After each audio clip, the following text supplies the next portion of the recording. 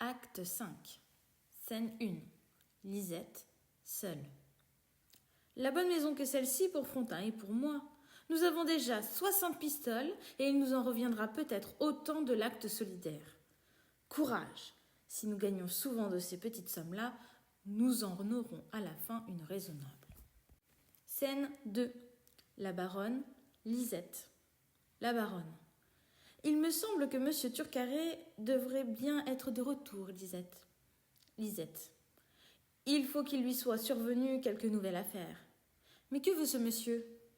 Scène 3. La baronne, Lisette, Flamand. La baronne.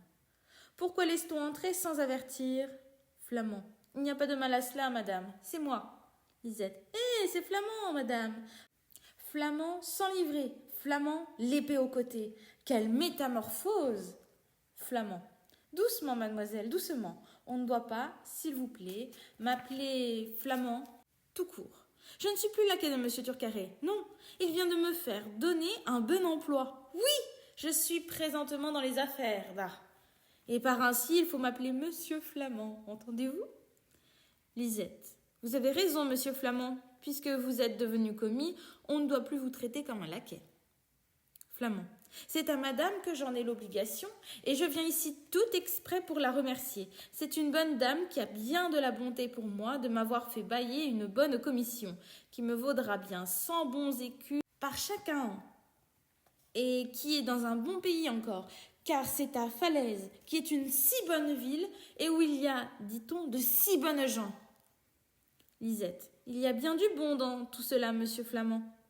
Flamand. Je suis capitaine concierge de la porte de Guibray. J'aurai les clés et pourrai faire entrer et sortir tout ce qu'il me plaira. L'on m'a dit que c'était un bon droit que celui-là. Lisette. Peste. Flamand. Oh, ce qu'il y a de meilleur, c'est que cet emploi-là porte bonheur à ceux qui l'ont, car ils s'y enrichissent tous. Monsieur Turcaret a, dit-on, commencé par là. La baronne. Cela est bien glorieux pour vous, monsieur Flamand, de marcher ainsi sur les pas de votre maître. Lisette. Et nous vous exhortons, pour votre bien, à être honnête homme comme lui. Flamand. Je vous enverrai, madame, de petits présents de fois à autre. La baronne. Non, mon pauvre Flamand, je ne te demande rien. Flamand. Oh, que si fait! Je sais bien, comme les commis en usons avec les demoiselles qui les plaçons, mais tout ce que je crains, c'est d'être révoqué, car dans les commissions, on est grandement sujet à ça, voyez-vous. Lisette. Cela est désagréable. Flamand. Par exemple, le commis que l'on révoque aujourd'hui pour me mettre à sa place a eu cet emploi-là par le moyen d'une certaine dame que monsieur Turcaret a aimée et qu'il n'aime plus. Prenez bien garde, madame, de me faire révoquer aussi. La baronne. J'y donnerai toute mon attention, monsieur Flamand. Flamand. Je vous prie de plaire toujours à monsieur Turcaret, madame. La baronne. Je ferai tout mon possible, puisque vous y êtes intéressé. Flamand. Mettez toujours ce beau rouge pour lui donner dans la vue. Lisette, repoussant Flamand. Allez, monsieur le capitaine concierge, allez à votre porte de Guibray. Nous savons ce que nous avons à faire. Oui, nous n'avons pas besoin de vos conseils. Non, vous ne serez jamais qu'un sot. C'est moi qui vous le dis. Da, entendez-vous? Scène 4. La baronne, Lisette. La baronne. Voilà le garçon le plus ingénu. Lisette. Il y a pourtant longtemps qu'il est laquais. Il devrait bien être déniaisé. Scène 5. La baronne, Lisette, Jasmin. Jasmin. C'est monsieur le marquis, avec une grosse et grande dame. La baronne. C'est sa belle conquête. Je suis curieuse de la voir. Lisette. Je n'en ai pas moins d'envie que vous. Je m'en fais une plaisante image. Scène 6. La baronne, Lisette, le marquis, madame Turcaret. Le marquis.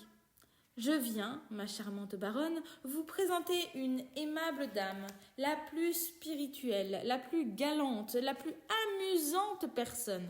Tant de bonnes qualités qui vous sont communes doivent vous lier d'estime et d'amitié. La baronne. Je suis très disposée à cette union. Lisette. C'est l'original du portrait que le chevalier m'a sacrifié. Madame Turcaret. Je crains, madame, que vous ne perdiez bientôt ces bons sentiments. Une personne du grand monde, du monde brillant comme vous, trouvera peu d'agrément dans le commerce d'une femme de province. La baronne.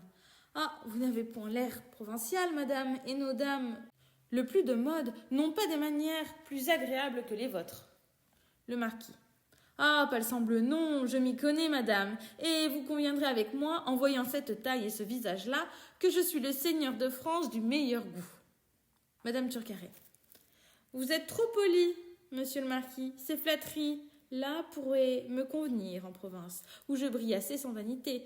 J'y suis toujours à l'affût des modes, et on me les envoie toutes dès le moment qu'elles sont inventées, et je puis me vanter d'être la première qui ait porté des prétentailles dans la ville de Valogne.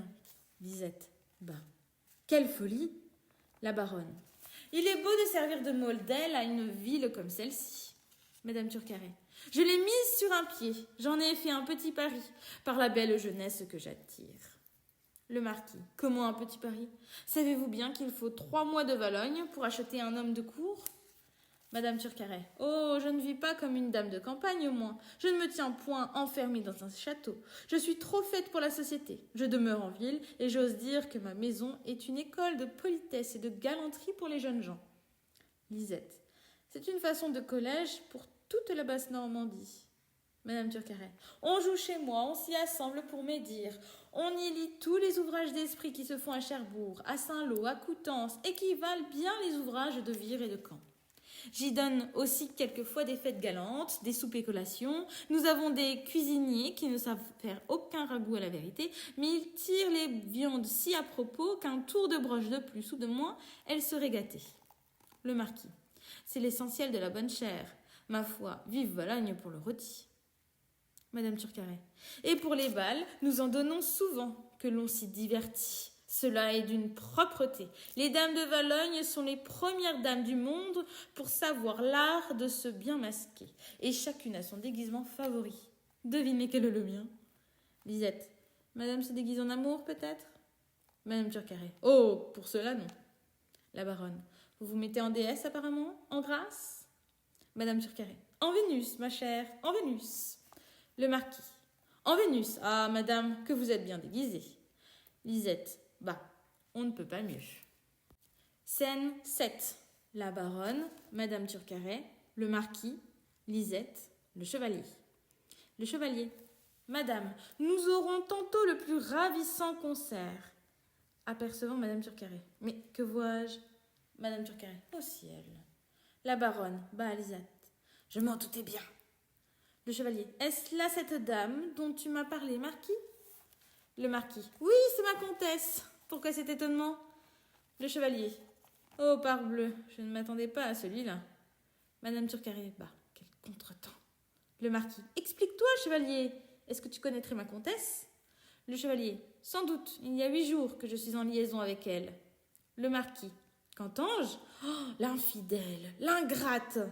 Le chevalier. Et ce matin même, elle a eu la bonté de m'envoyer son portrait. Le marquis. Comment diable, elle a donc des portraits à donner à tout le monde? Scène 8. La baronne, le marquis, le chevalier, Madame Turcaret, Lisette, Madame Jacob. Madame Jacob. Madame, je vous apporte la garniture que j'ai promis de vous faire voir. La baronne. Que vous prenez mal votre temps, Madame Jacob. Vous me voyez en compagnie. Madame Jacob. Je vous demande pardon, madame, je reviendrai une autre fois. Mais qu'est-ce que je vois? Ma belle-sœur est ici? Madame Turcaret? Le chevalier. Madame Turcaret. La baronne. Madame Turcaret. Lisette. Madame Turcaret. Le marquis. Le plaisant incident. Madame Jacob.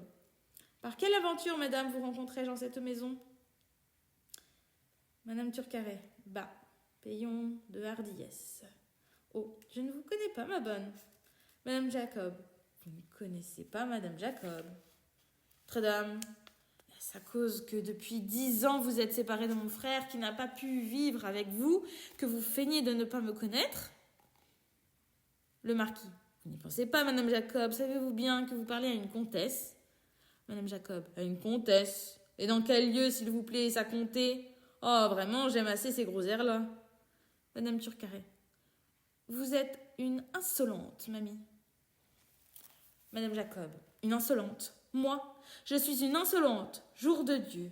Ne vous y jouez pas. S'il ne tient qu'à dire des injures, je m'en acquitterai aussi bien que vous. Madame Turcaret. Oh, je n'en doute pas. La fille d'un maréchal de Domfront ne doit point demeurer en reste de sottise. Madame Jacob. La fille d'un maréchal. Pardi, voilà une dame bien relevée pour venir me reprocher ma naissance. Vous avez apparemment oublié que monsieur Briochet, votre père, était pâtissier dans la ville de Falaise. Allez, madame la comtesse, puisque comtesse il y a, nous nous connaissons toutes les deux. Mon frère rira bien quand il saura que vous avez pris ce nom burlesque pour venir vous requinquer à Paris. Je voudrais par plaisir qu'il vînt ici tout à l'heure. Le chevalier. Vous pourrez avoir ce plaisir-là, madame. Nous attendons ce monsieur Turcaret à souper. Madame Turcaret.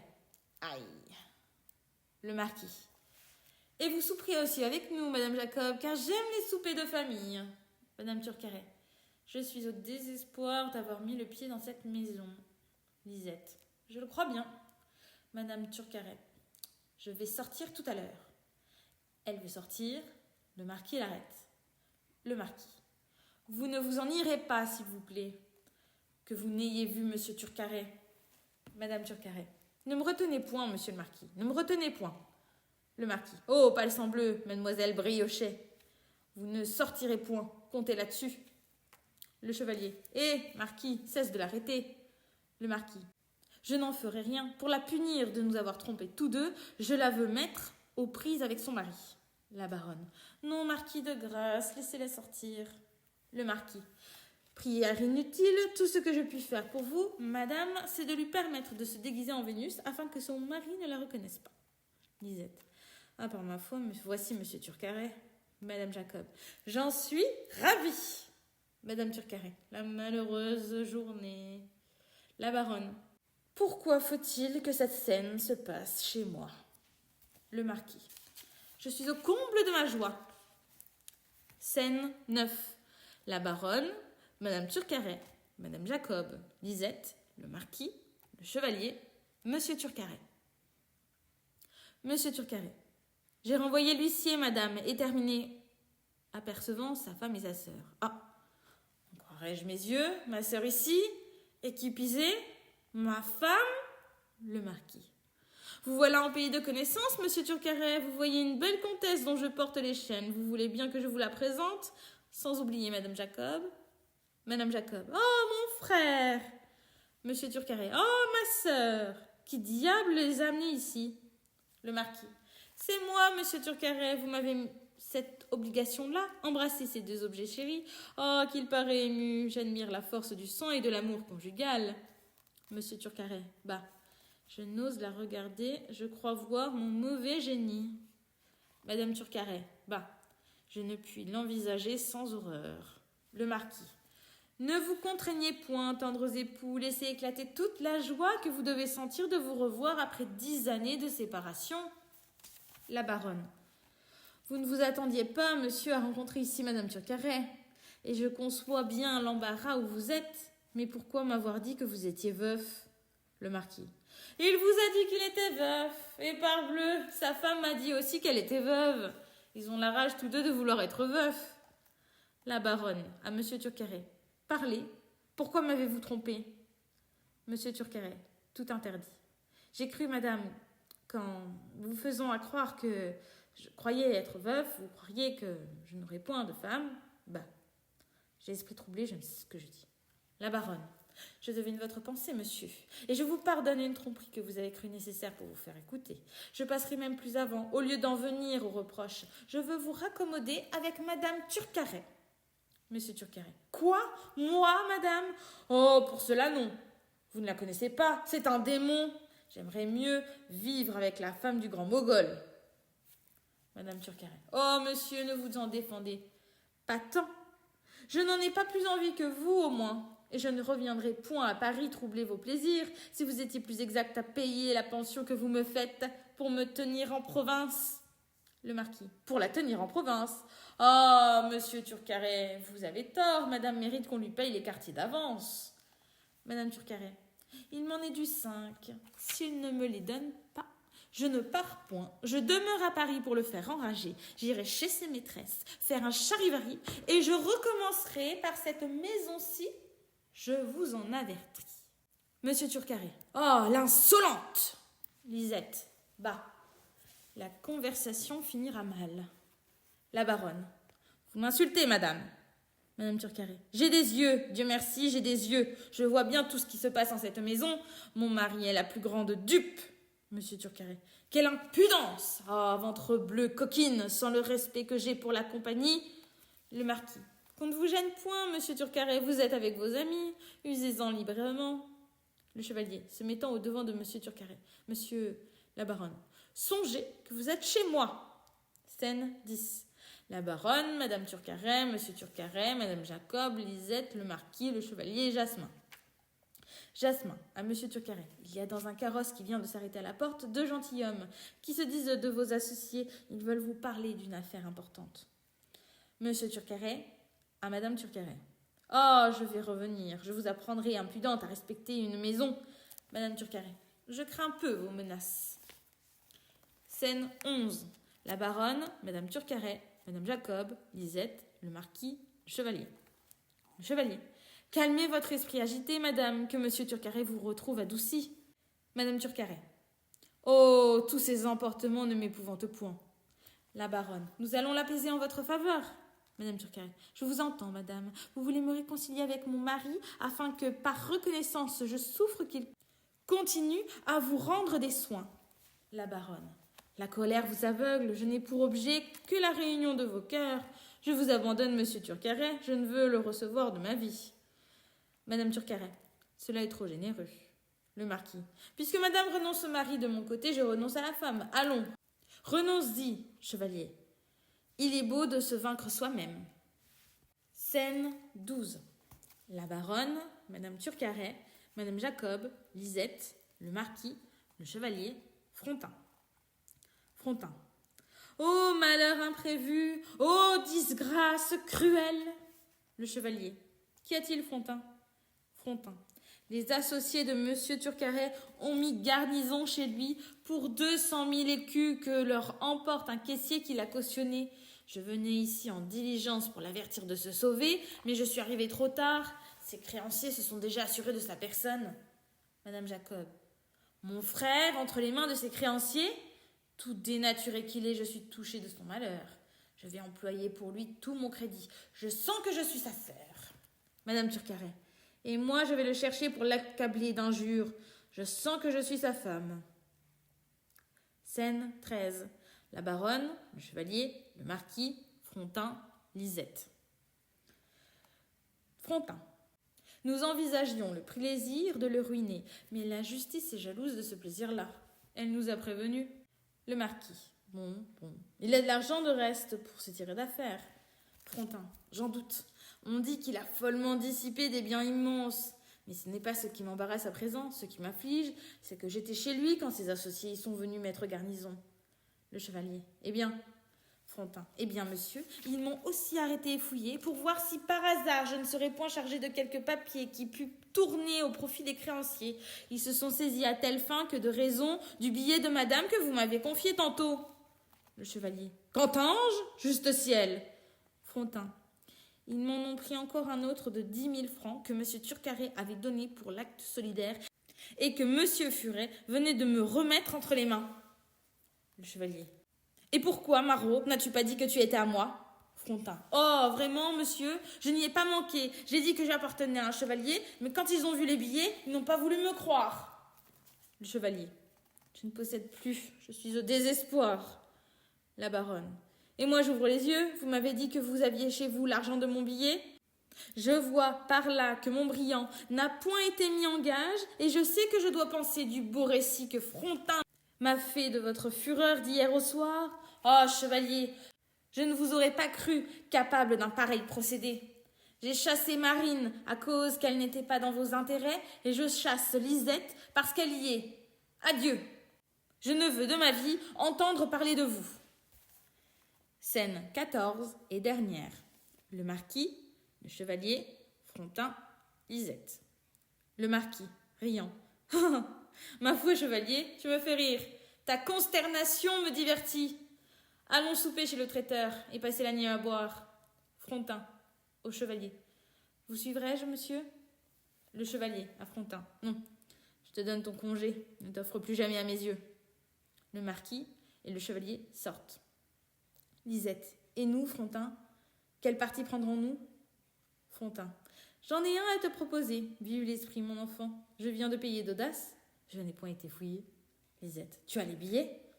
Frontin, j'en ai déjà touché l'argent, il est en sûreté. J'ai 40 000 francs. Si ton ambition veut se borner à cette petite fortune, nous allons faire souche d'honnêtes gens. Lisette, j'y consens. Frontin, voilà le règne de monsieur Turcaret fini. Le mien va commencer. Fin du 5e et dernier acte.